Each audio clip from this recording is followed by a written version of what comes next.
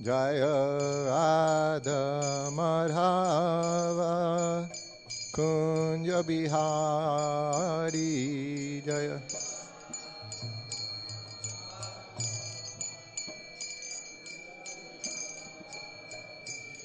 Jaya Radha Madhava Kunja Bihari.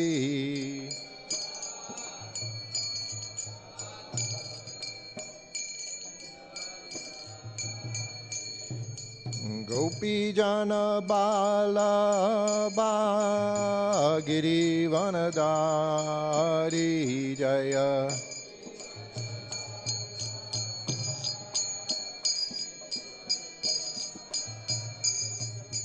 Gopi Jana Bala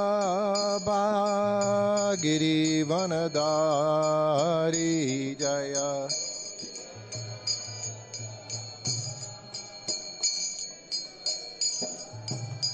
Yasoda Nandana Braja Jana Ranjana.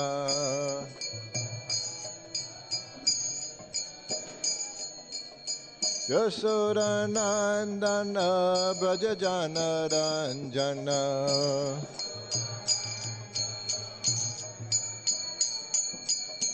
Jamuna Tira Banachari.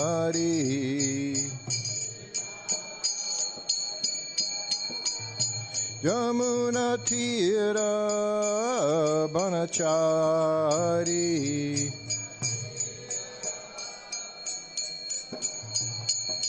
Jaya Radha Madhava Kunja Bihari Jaya.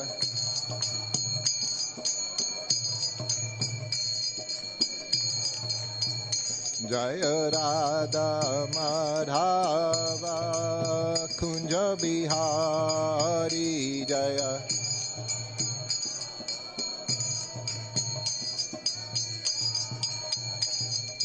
Gopi Jana Bala Giri Vanadari Jaya Gopi.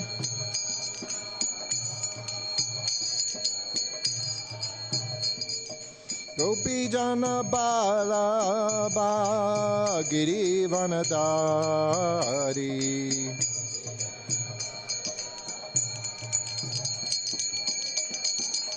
Yasoda Nandana Braja Jana Ranjana. Yasoda Nandana Braja Jana Ranjana. Yasoda Nandana Braja Jana Ranjana. Jamuna Tira Banachari.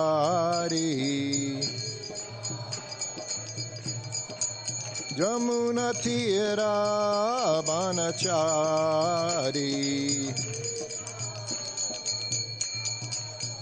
Jaya Radha Madhava Kunja Bihari Jaya.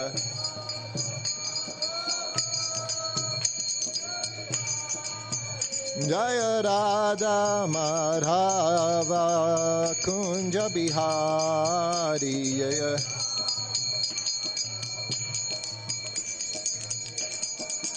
Hare Krishna, Krishna Krishna, Hare Hare, Hare Rama, Rama Rama, Hare Hare.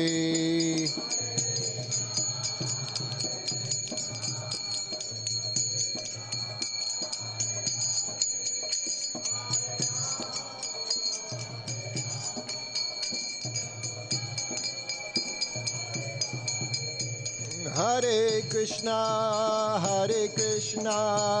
Krishna Krishna, Hare Hare, Hare Rama, Rama Rama, Hare Hare.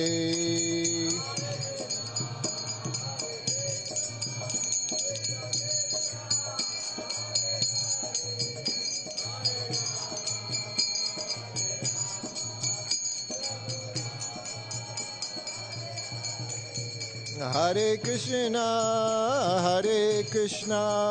Krishna Krishna, Hare Hare, Hare Rama, Rama Rama, Hare Hare.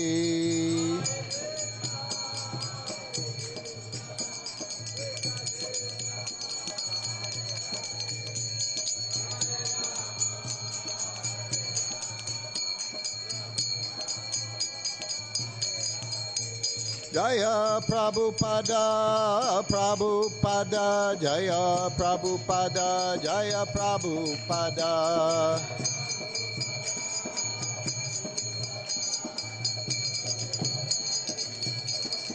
Jaya Prabhupada, Prabhupada, Jaya Prabhupada, Jaya Prabhupada.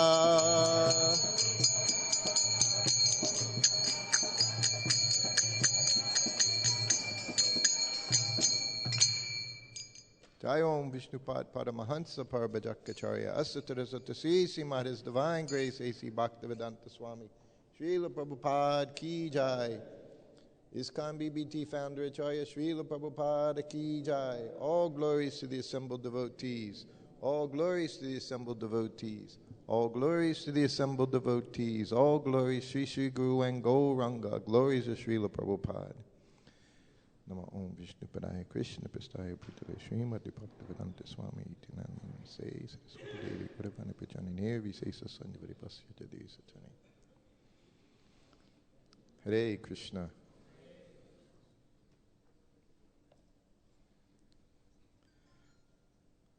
So it's nice to be here after a few years, I think.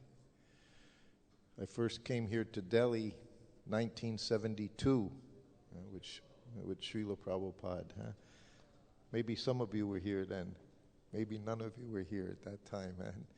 October was the day before Kartik, 1972. Prabhupada went to Vrindavan for the entire month of Kartik. It was the only time after leaving India in 1965 that he spent the month of Kartik in Vrindavan at Radha Damodar Temple. So that was my first visit to Delhi. Things have changed very much in some ways, and of course in other ways things never change. Delhi is still Delhi. So we're reading here from Sri Caitanya-caritāmṛta. I also read from Caitanya-caritāmṛta with Srila Prabhupada back in 1973. He had just started translating of Caitanya-caritāmṛta early 1973. And the very first book that came out, of course it was Adi Leela, and it wasn't a complete book, it was a soft-bound book, and it was the very first chapters of Caitanya-caritāmṛta. It was called Lord Chaitanya in 5 Features. So when Prabhupada would write, as we would say when he would do his dictation, you knew Srila Prabhupada, when he did the books, he wasn't typing on a typewriter. Not once he started Iskcon Society, one of the first things they did was get a dictaphone machine.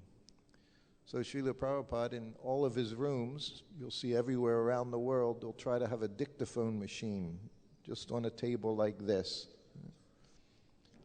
We know Prabhupada left Vrindavan 1965. And everywhere he went, his rooms were very much just like his rooms at Radha Damodar Temple. Prabhupada was a sannyasi. He was very simple. He was a devotee of Krishna. But he had his orders from his spiritual master to preach Krishna consciousness in English for the Westerners. So he said he set out to New York City.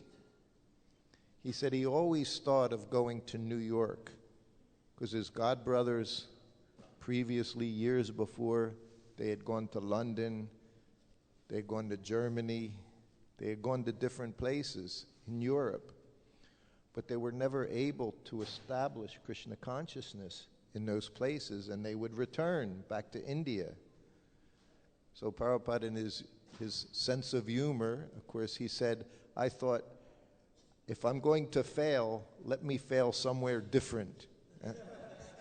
So he went to New York City. Because he knew New York, everything was there in New York City. New York City was at that time, 1960s, was the biggest well-known city in the world. But much like, I guess we can read from this verse. But before I start again, I said I would read to him from this book, Lord Chaitanya in 5 Features. It was the very beginning of Caitanya-caritāmṛta.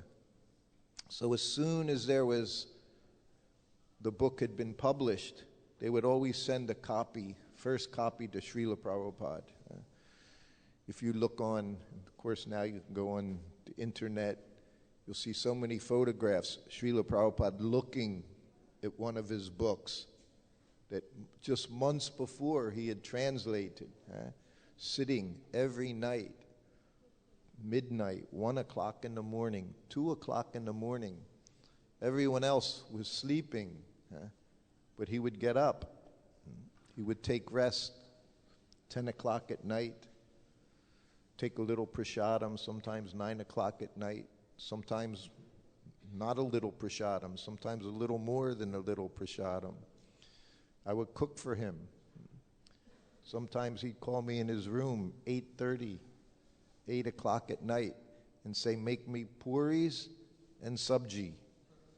He'd say, make eggplant potato, sabji, and puris. And of course, he'd always have a glass of hot milk, cow's milk, of course. Always would have very, very hot milk and a little sandesh. So he would have this 9 o'clock at night. Then we'd go into his room, bedroom, and I would give him massage, dry massage his legs, massage his feet, sometimes for a half hour. One thing you learned with the spiritual master, I learned many, many times over, he would tell me, you did something until he told you to stop, not until you told you to stop. Because sometimes you would think you understood what to do. Even massage, sometimes I would massage him and I would move somewhere else. He said, when I tell you to stop, you stop. Not when you tell you to stop. That's spiritual master. So I would massage him, sometimes half an hour. And this is nighttime. After being up 4 o'clock in the morning, now it's 10 o'clock at night. I'd be massaging. He'd be lying there, eyes closed, lying down. So sometimes I think he's going to sleep. So I'd massage a little harder because I couldn't leave until he said, okay. He'd just shake his head. Sometimes I'd be falling asleep, massaging him. Keep massaging. I said, okay, go take rest. Then 2-3 hours later, I would wake up sometimes. When you were Prabhupada's servant, you always had to be close enough to hear the bell. It was just a handbell. No electric buzzers, no texting, no cell phones. It was just the bell. He had his bell, you had your ears. That was all. So you would be 10, 20 feet away in the next room. So you could hear his bell when he rang his bell. But you could also hear him translating. So I would wake up sometimes 1 o'clock, 2 o'clock. I would hear Prabhupada with the dictaphone machine. As he said, picking every word so carefully. Every night. You know, they use the analogy, even the water hitting the rock every day, constantly, wears away the rock. Prabhupada, every night he would do his translating work. That was his business. That was his main business. Do this, give us these books.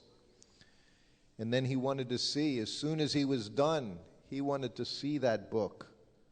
He would tell his disciples, If they were taking too long, he would become very disturbed. Where is the book? I'm doing all this work. Why isn't it ready? And of course, publishing at that time also was not so easy. Everything was done by hand. Diacritic marks had to be placed. Everything was done in the offices. Everyone was working very hard. So when this book came out, the very first Adi Leela, Lord Chaitanya in 5 features, and Prabhupada was sitting on the lawn. You see many, many photographs of Prabhupada sitting on the lawn, Bhaktivedanta manner. He sits on a cushion. Color of the cushion is like you boys, the yellow. The yellow, you don't have to turn around, you right there. Yes, you, that color was the cushion. Prabhupada would sit on that cushion at Bhaktivedanta manner, and there'd be 5, 10 devotees, sometimes some Indian gentlemen already were living in England at that time, so they would come to the manor. So when the book came, Prabhupada gave it to me. Read. He would always say, read. He would listen so intently. One of the things was so difficult for me to grasp was I would see Prabhupada reading his books every day. Not just at Bhagavatam class, not just at class in the morning. You would go in his room in the afternoon. He'd be reading his books. And I'd think, he's reading his books. When I first became his servant, I could never understand, why is he reading his books? But he said, these are not my words. He said, they're Krishna's words. He would read them. Sometimes he would say, it's amazing to see such wonderful things written down. He said, I can't believe I have done this. He said, but Krishna's doing. And you would hear that when he was dictating at night. I would choose those words. Sometimes he would rewind, and then he could play it back, and he would listen to what he had just said. If he wanted to, he would rewind again, and he would say something a little different. He would say it a little differently, or he would move forward. So every night, few hours, 2, 3 hours at night, 4 hours a night, so many books he had done. So that they were sitting in Bhaktivedanta manner in the garden. So he would always say, and we always just started at the beginning. You picked up a book on his shelf, his books. I joined him 1972, August 1972. At that time, there were just a few books on the shelf, Nectar of Devotion, Bhagavad Gita as it is,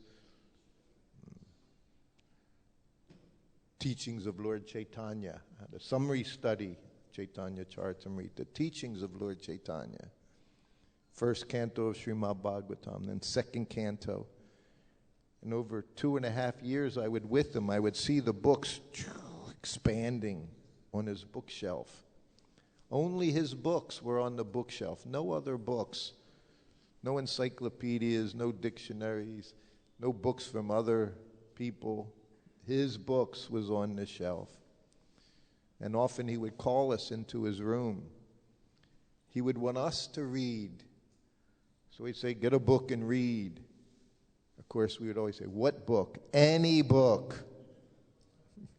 So then you'd get the book. Where? Anywhere. You say, Krishna's there in every word. So he gave me the Caitanya-caritāmṛta. He told me to read. I was told here we just read the English translation and we go on. But I'll have to read the Bengali. Keha kirtanana kariha sakala nagare aji ama shamsakari yai tekan gare. So I read like that, and I was reading the verses, reading the translation. Prabhupada looked at his friends, an Indian gentleman there on the grass. He said, just see him reading this Bengali. He said he doesn't know any Bengali, but he reads so nicely. he said, these books are so nice. Huh? Translation. No one should perform Sankirtan on the streets of the city. Today I am excusing the offense and returning home. Purport by His Divine Grace, Srila Prabhupada. Such orders stopping Sankirtan in the streets of the world's great cities have been imposed upon members of the Hare Krishna movement. We have hundreds of centers all over the world, and we have been specifically persecuted in Australia. I went to Australia, again with Srila Prabhupada.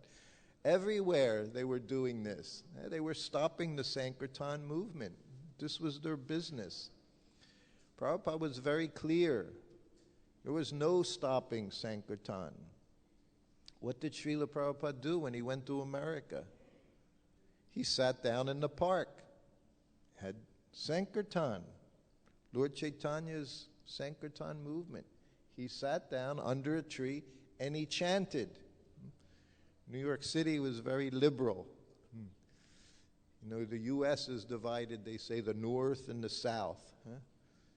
Everywhere, every country, basically you have the North, you have the South.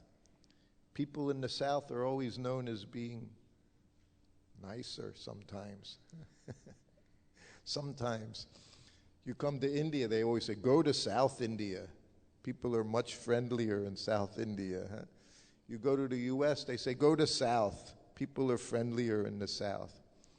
You go to Italy, they say, go to the South. The Italians are much more friendly in the South. In the U.S., that was true to some extent, because in the North, it was industrial cities, big cities. In the South, it was country, just like in South India. It's all green, country, everywhere palms, coconut palms everywhere, lots of water, clean air. But Prabhupada went to New York City, and he sat there and he chanted. He had complete faith, unflinching faith in the Maha Mantra and in the instructions of his spiritual master and in the instructions of Lord Chaitanya Mahaprabhu. To take this chanting door to door, Prabhupada says, to bring the chanting door to the people, to go to their houses and chant Hare Krishna, make them chant Hare Krishna. This is Lord Chaitanya's movement. So Prabhupada came to America. He just had his hand symbols, cartels. He sat there and he chanted. He had complete faith. But as the years went by, I said, I joined 1971. So we would go in the cities. We were always a disturbance. Huh? We disturb people because they're hearing the holy name. Non-devotees, sometimes demoniac people, they didn't like to hear the holy name. They didn't like us to upset their lifestyle. I remember, still, you'll see it today. You go out on Harinam. Maybe in India, not so much. In the West, you could go chanting. You'd be standing there on the corner with your kirtan party. Some people walk by. They cover their ears. They're so demoniac. They're not even allowed to hear the holy name. This is their misfortune, their great misfortune. They don't even want to hear the name of Krishna. But our good fortune is we get to allow those that do allow it to enter the ears. I always tell many times devotees, they would say to Prabhupada, how do I control my mind when I chant Hare Krishna? How to control the mind when chanting japa? Prabhupada always said the same thing. There's no question of mind. You chant with the tongue, you hear with your ears. So he would do like that. He would just bypass that whole thing in between your mind and here. He said, you chant with the tongue, you hear with the ear. So the people, innocent people, they also get to hear. Prabhupada established this whole society by sitting down in a park and chanting the Hare Krishna mantra. But then as we went to different places, like I said, the friendly South in the USA, wintertime, we left New Vrindavan. I was with Kirtanananda Swami. It's when they started the roadshow. It was called the Transcendental Roadshow. It was very simple then. Basically, they would get bookings, sometimes in churches, sometimes in clubs, sometimes in schoolrooms. And as all we did was go and chant. And we would do plays, Liquid Beauty. You know these plays, Liquid Beauty, Bird in the Cage, to just show them the difference between the body and the soul, that we're not this body. Having to teach them the most basic things. By stories Prabhupada would tell us. He was teaching us in the same way. Whatever we would learn, we would repeat. That's the business of disciple. He just repeats what he hears from his spiritual master. But we also would get arrested. All over the world we were getting arrested just for chanting Hare Krishna, just like it's described here. Like Chan Kazi's arresting. Prabhupada said, in most cities of the Western world, we have been arrested many times by the police, but we are nevertheless executing the order of Sri Chaitanya Mahaprabhu by chanting on the streets of all the important cities such as New York, London, Chicago, Sydney, Melbourne, Paris, and Hamburg. We must remember that such incidents took place in the past, 500 years ago. And the fact that they are still going on indicates that our Sankirtan movement is really authorized. So that's how we understand it's authorized, the fact that we're disturbing everyone in the material world. That shows that it's authorized. For if Sankirtan were an insignificant material affair, demons would not object to us. The demons of the time tried to obstruct the Sankirtan movement started by Sri Chaitanya Mahaprabhu. Similar demons are trying to obstruct the Sankirtan movement we are executing all over the world, and thus proves that our Sankirtan movement is still pure and genuine, following in the footsteps of Sri Chaitanya Mahaprabhu. So this is the business of devotee. We just follow in the footsteps. Prabhupada would say, we're not doing anything different. We're not inventing any new system, any new style. Again, Prabhupada sat down as a sannyasi. He was told by Dr. Mishra, change your clothes, put on Western clothes, otherwise people won't accept you. This is what he was being told in 1965. Prabhupada would do anything to give Krishna consciousness. But he said he was sannyasi. He maintained sannyasi clothes, shaved his head, put on his tilak. Prabhupada describes in one place, of course Lord Chaitanya describes, how do we recognize a Vaishnava? When you see him, you remember Krishna. You think of Krishna. You chant Hare Krishna. Very simple.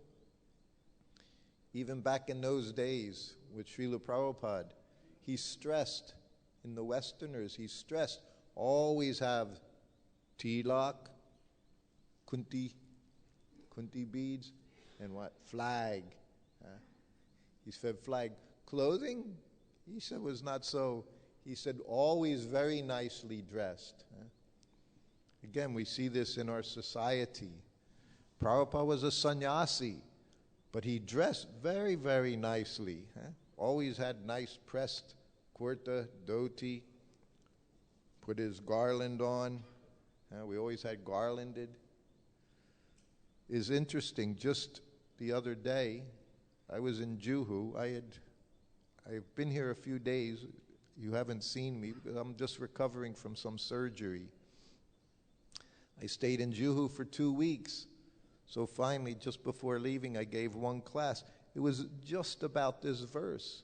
even though I hadn't seen the verse. But it was the same thing. It was about the Sankirtan movement, describing the difficulties that Prabhupada went through to spread Krishna consciousness around the world.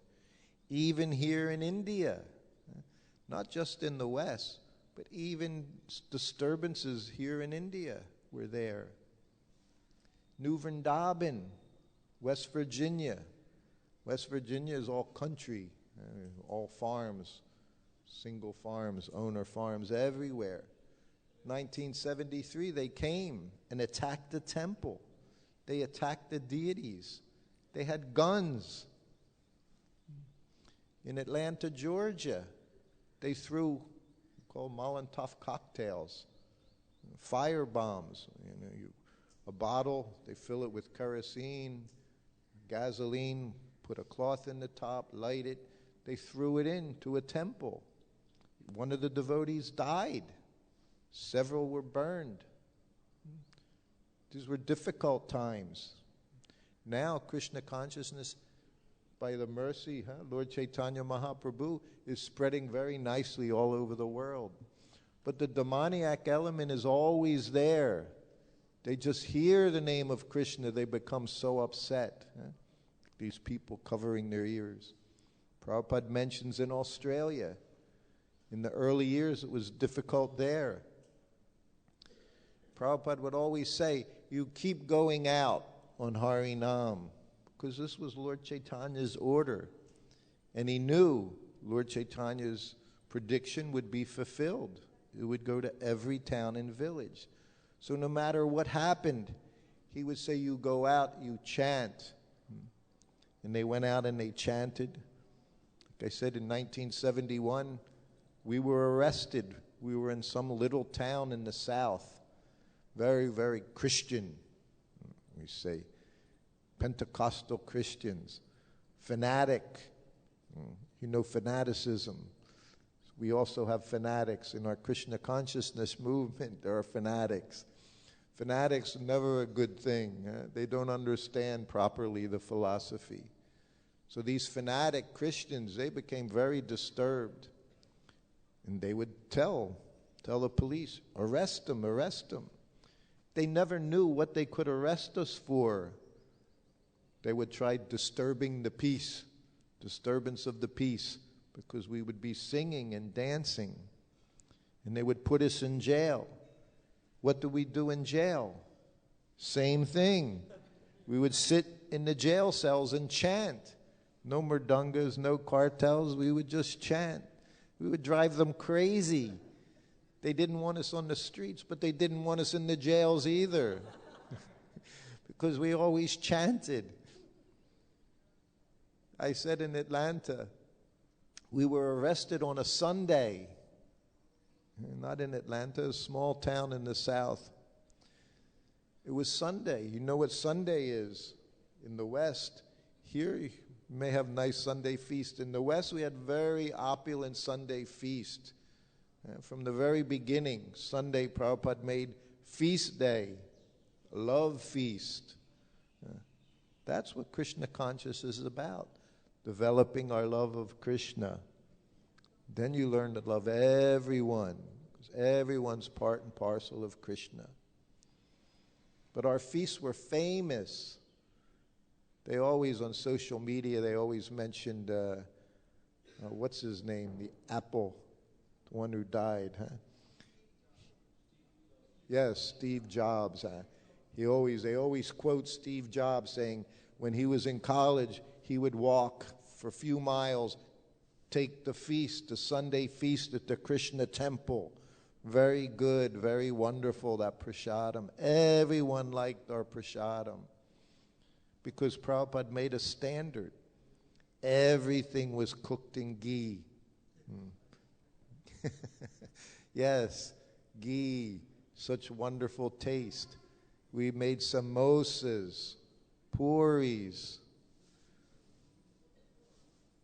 pineapple chutneys, tomato chutneys, halava, strawberry lassi, melpura. There was one preparation, melpura, we would have. Very, very wonderful. So people would come to these Sunday feasts and they would eat and eat and eat. They didn't know, huh? They were getting infected. Now everyone's so concerned about infections, viruses, this virus, that virus. We were also giving a virus, Hare Krishna virus, Prasadam virus. People were taking Prasadam. Prabhupada would make fun of us. He would say, even he turned to his disciple, he said, so many have come just because of the taste of Prasadam. It was so good.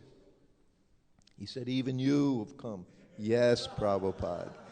Say, yes, Prabhupada. That Prasadam, we couldn't resist Prasadam. So on the Sunday we were arrested. There were 8 of us in a jail cell together, dhoti, kurta, shaved heads. Just young brahmacharis, 19, 20 years old, sitting in there, chanting japa, having kirtan. The police would be going crazy listening to us in there. They didn't want to let us go, but they didn't want to keep us. But then we made a Sunday feast in the jail cell. Not a real Sunday feast, but a real one, because we learned if you can't do anything else, you just do it in your mind. That's what you use the mind for. Huh? We had our Mansi Seva. I prepared a whole feast, wonderful feast, sweet rice, puris, halava, chutney, paneer sabjis, fried in ghee, everything. And we distributed it. Everyone sat down in a line, put down plates that weren't there, was serving. They thought we were crazy.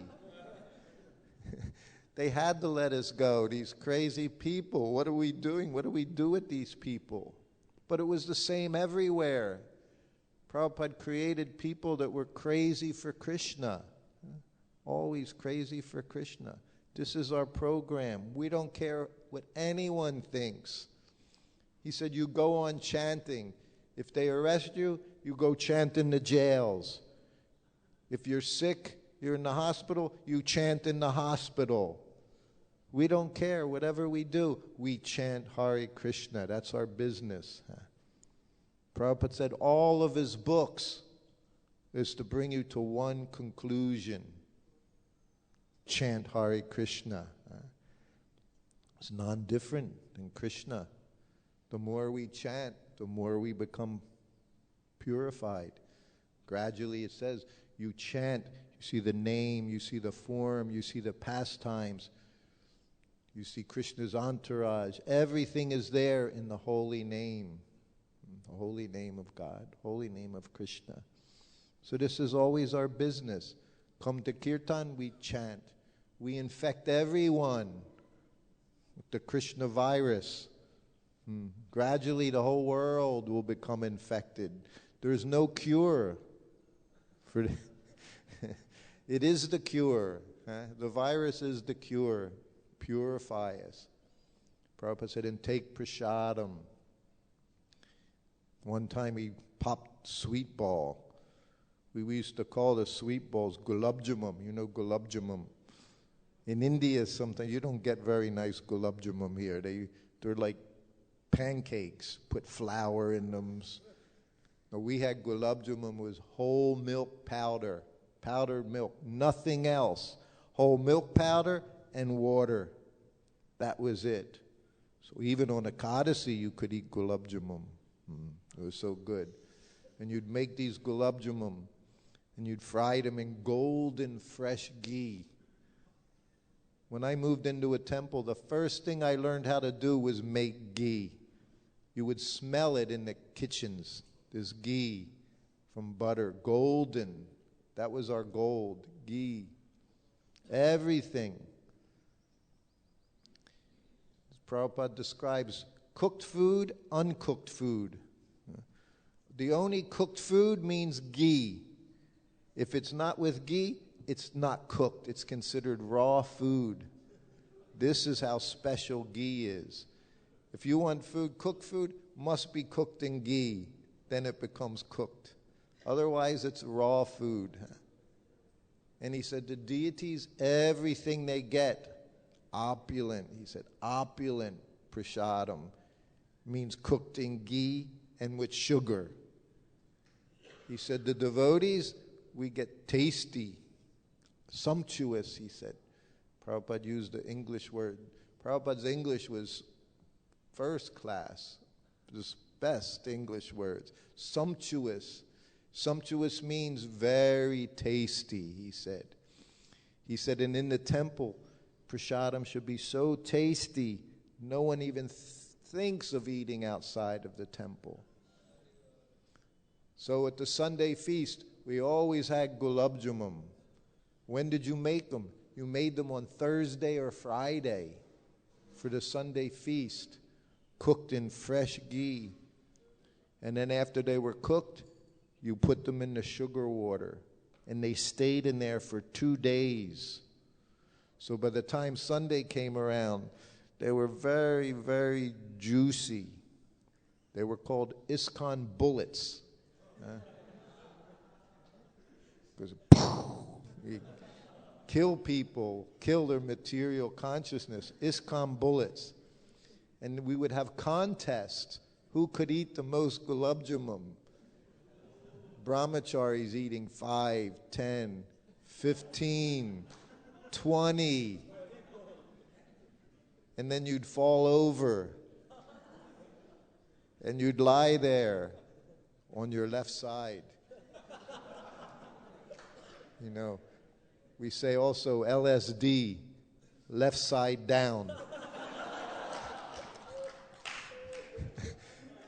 You would lie on your left side 5 minutes, 10 minutes, 15 minutes. Then you'd sit up, eat more halava, eat more gulab jamun, eat more chutney.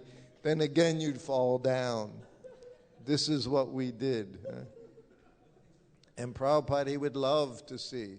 He could eat more than anyone. Sometimes Prabhupada would join in a contest. He could eat more gulab jamun than we could.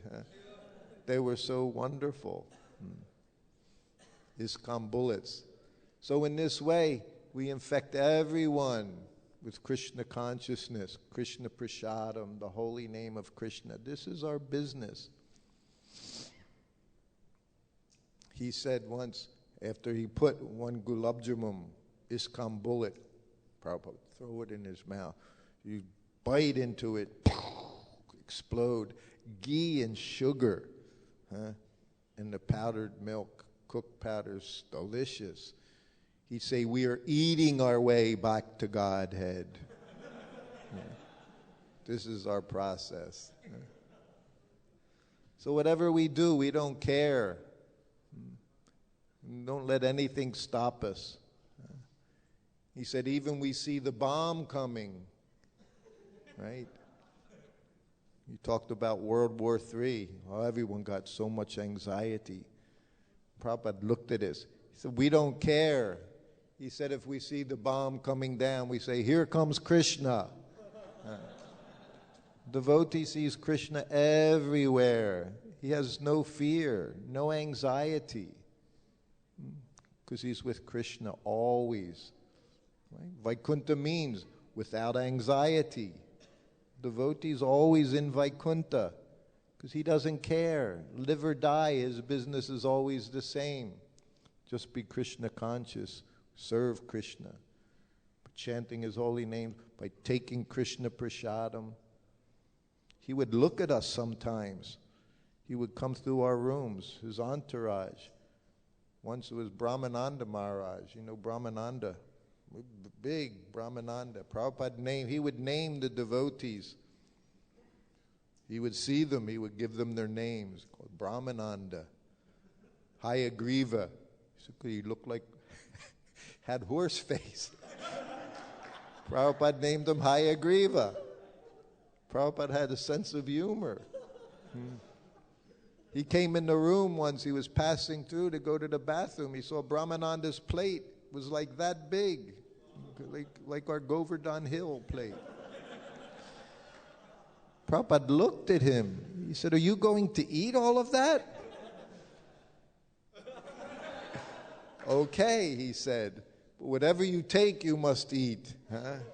He said, take as much as you want, but whatever you take, you must eat. Huh? You must finish every grain of rice on the plate. He said to me, because sometimes he would look at me, you okay? Yes. You look thin. I said, oh, it was fasting. No. He said, you have to take prasadam. He said, you have to massage me. He said, how can you do your service if you don't take prasadam? He said, take whatever you can digest. He said to me, when you're young, you can't eat too much. And when you're old, you can't eat too little. This is our business. Eat our way back to Godhead. Okay, so are there any questions? We chant, we dance, we take prasadam. He said this process, simply wonderful. Huh? We also made those simply wonderfuls. I see every time I come, there's some regulars are here for a long, long time. And there's many new faces as well. So we see this Krishna consciousness is always going on, spreading, and people are spreading out. They come, they learn, then they go somewhere else to give Krishna to others. That's our business, our whole life. This is what we do. The more we give Krishna, the more we get Krishna. Hare. Mike.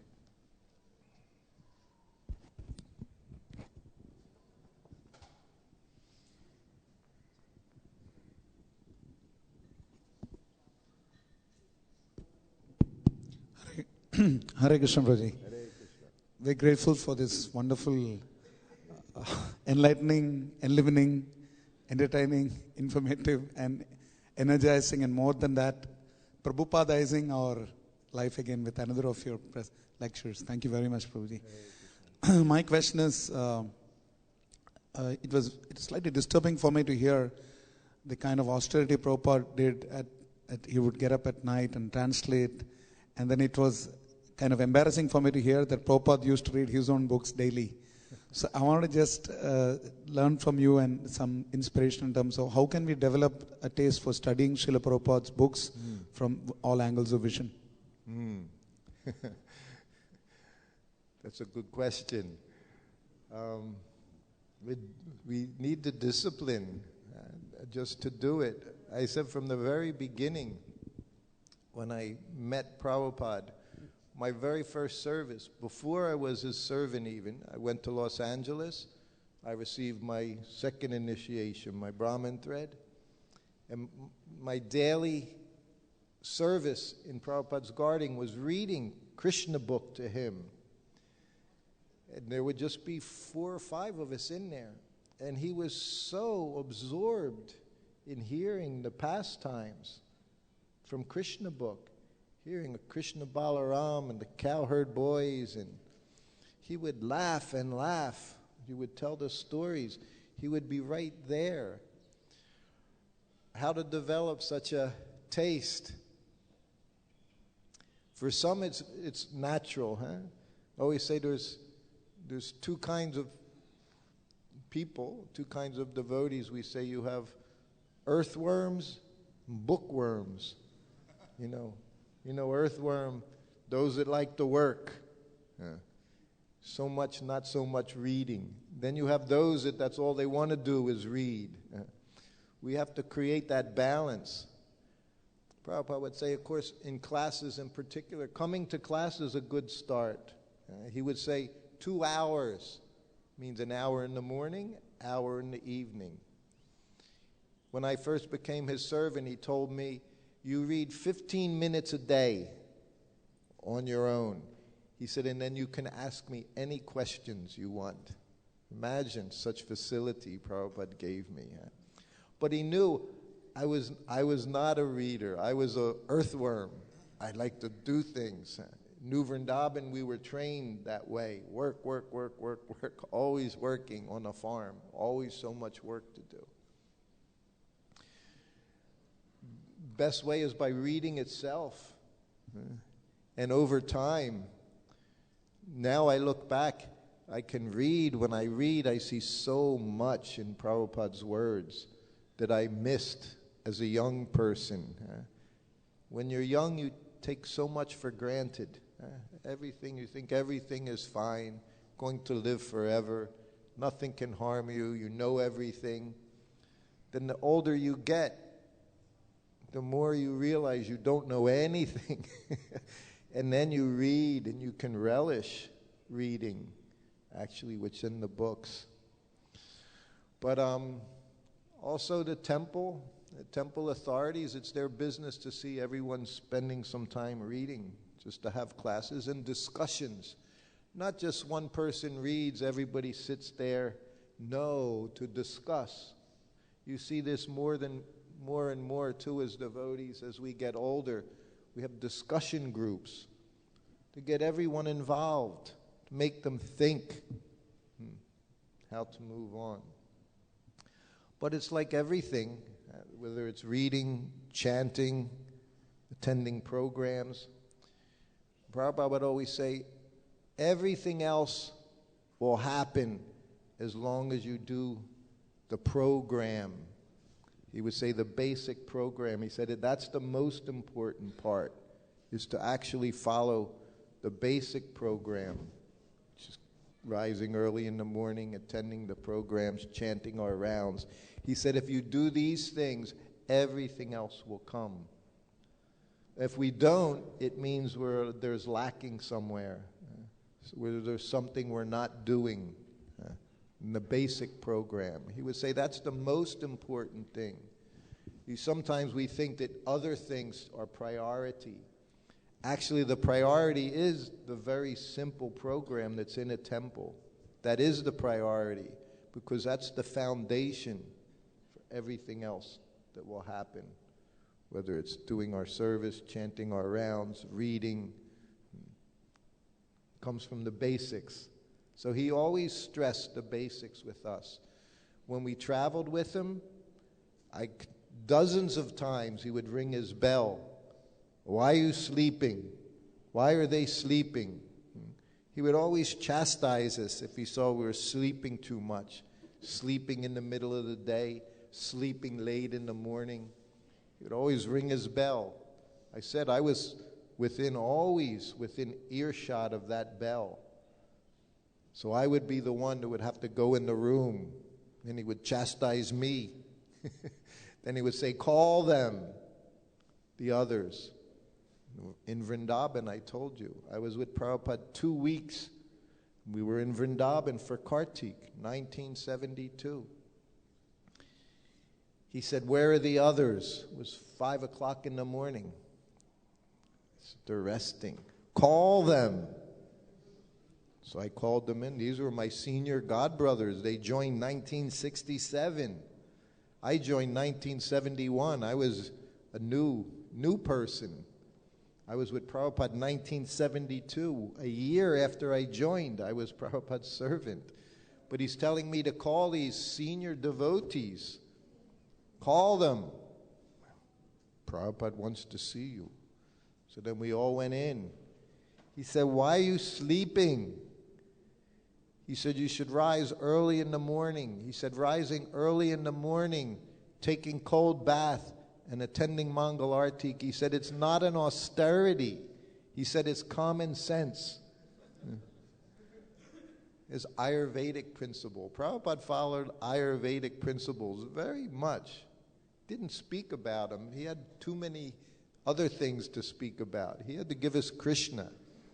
But he said, it's common sense. He said, and if you do that, he said, you rise early in the morning, take cold bath, attend Mangal Arti, chant your rounds. He said, after 12 years, everything you say will be perfect. That's how important the program is, the basic program. It's not just a ritual. It actually develops our Krishna consciousness, makes us become clear, so that the mind no longer disturbs. So reading is part of that program. He said, why do you think I'm doing all these books? He said, for you to read, not just to give them to other people. He said, what are you going to do? Someone asks you what's in the book. Say, well, I don't know, I just sell them. He said, you have to know what's there. This is our business. He said, I give all these books every morning. Like you say, he's rising 1 o'clock in the morning while we're all sleeping soundly, very nicely. He was giving us these books for us, for all of us. So his most important activity is reading. He said, if you don't read, he said, just like deity worship. He said, we're worshiping the deity. He said, if we don't read, he said, gradually it'll become a burden because you'll not understand why you're doing it. He said, it'll become a burden. Everything he's given us will become a burden if we don't read. And we see this is what happens, right?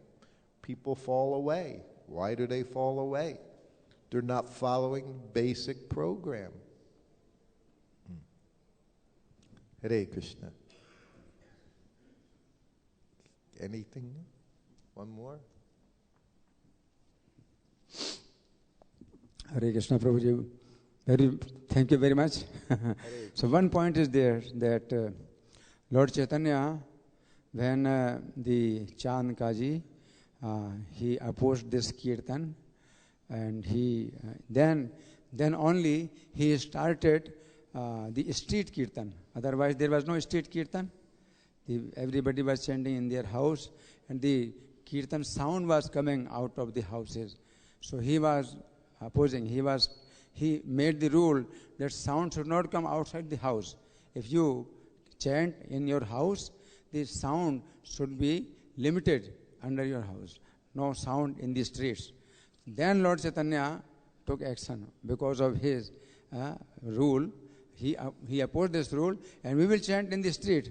So Lord Chaitanya, first time, he chanted in the street because he made the rule, the sound should not come in the street. Mm-hmm. So Lord Chaitanya started, we will chant in the streets. And he chanted all over the street, all over the Navdeep.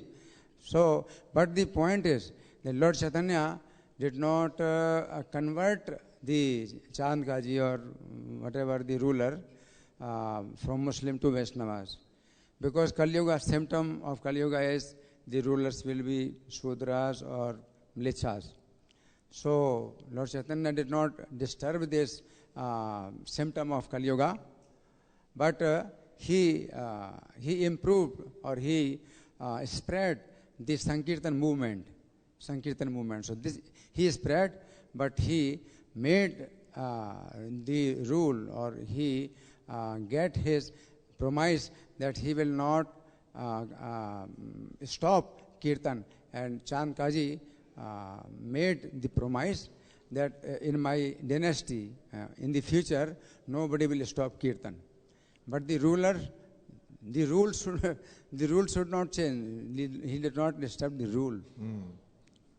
This is the point. We have, even just a few months ago, one of my godbrothers, Mahaduti Swami, Mahaduti Maharaj, he was kicked out of Russia for preaching. So these things are still going on in China. And now no one's going to China now. No one can leave China, no one can go into China. But we would come to India. For 5 years, my wife and I, we were living in Hawaii Temple, doing service at Hawaii Temple.